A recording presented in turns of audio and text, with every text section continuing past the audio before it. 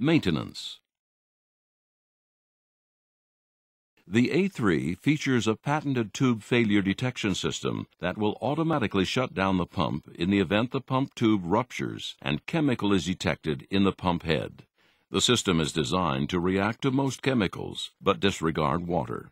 This exclusive feature will prevent false triggering due to rain, condensation, and washdown maintenance procedures. While the system is designed to react to most chemicals, the user should perform a test with their specific chemical to ensure proper function. To test the system, remove the pump tube and roller assembly, exposing the TFD sensors.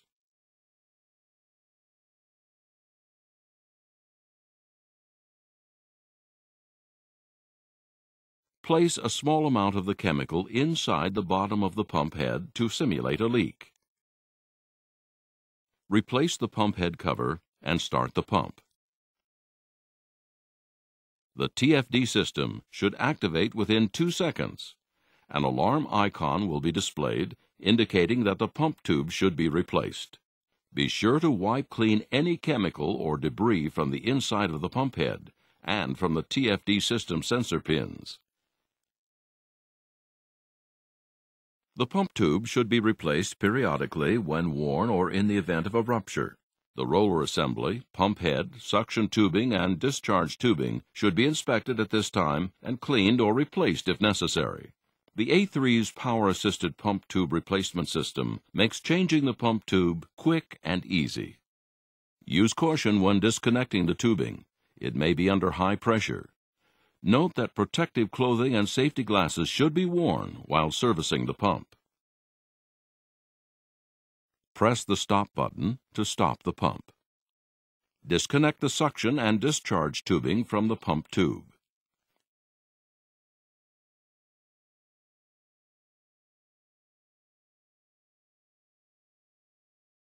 Remove the 4 thumb screws from the pump head cover.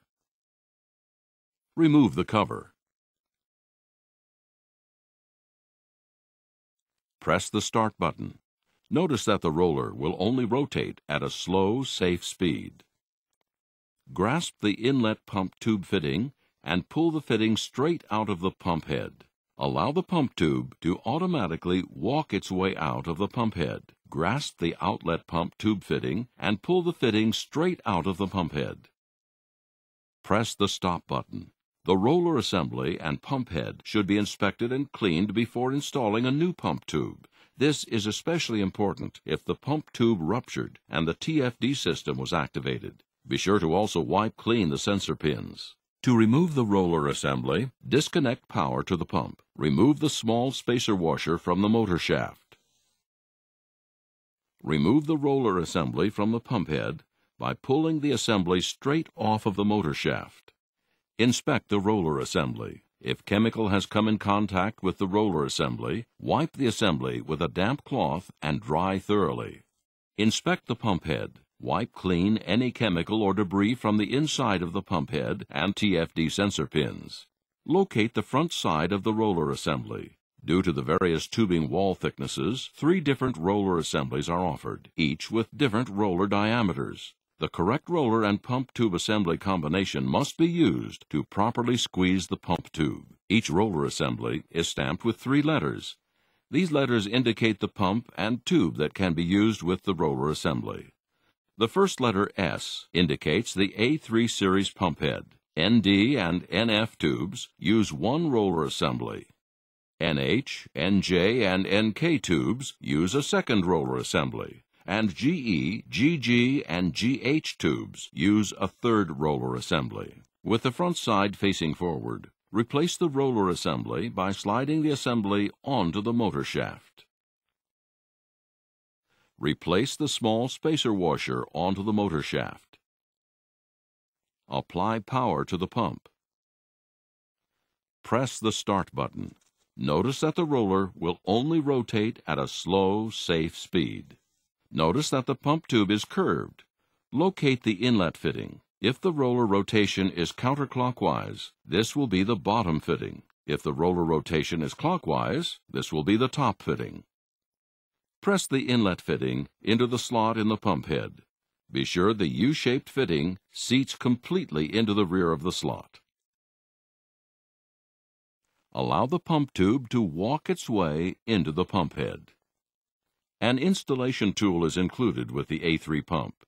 Install the tool on the pump tube adapter on the outlet side. Gently pull on the outlet fitting until the fitting aligns with the outlet slot. Press the fitting into the pump head. Remove the installation tool.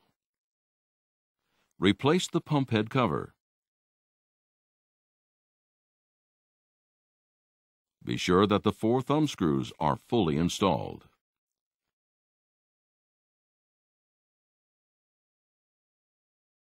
The A3 will detect the pump head cover and prompt the user to reset the pump tube timer to 0.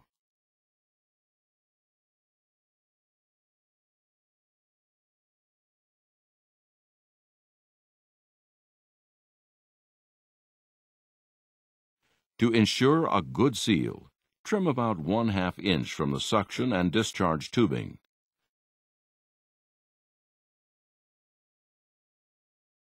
Reinstall the tubing.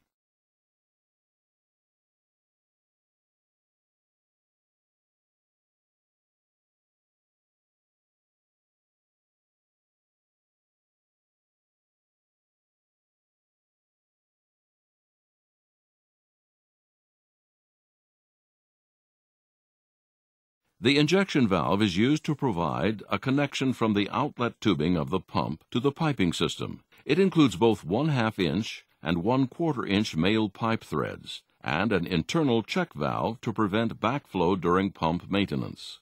The injection fitting check valve should be inspected periodically and replaced if worn or not working properly. If clogged, the fitting can be disassembled and cleaned. If possible, install the valve in an upward position to prevent gases from becoming trapped in the valve. Use caution when disconnecting the tubing. It may be under high pressure. Protective clothing and safety glasses should be worn while servicing the fitting. Be sure there is no flow or pressure in the piping system. Inspect the fitting for leaking or damage. Look for signs of material fatigue, such as stress cracks, discoloration, or brittleness in the plastic. The entire fitting should be replaced if damaged. If required, remove the fitting from the piping system. Disassemble the fitting and inspect the components. Clean if necessary. Replace any worn O-rings. There are 2 valves inside the assembly.